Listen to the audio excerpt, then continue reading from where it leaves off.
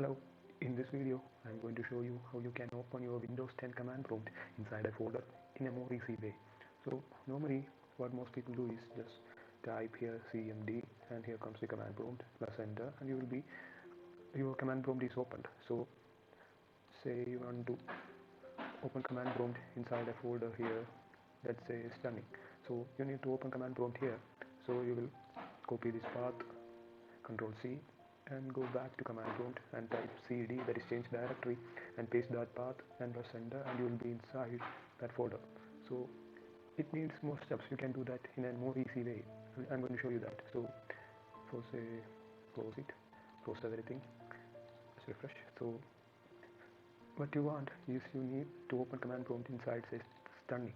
So you need to first open that folder and come here where the path, you can see the path, and just click to select that and just type cmd and press enter, and you will be inside the command prompt inside that folder.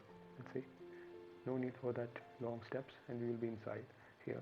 So you can make, let's say, just I'm going to make a text file, type now, let's say name it just dot txt, press enter, and let's go back, and yeah, it is a text file. I made it using command prompt.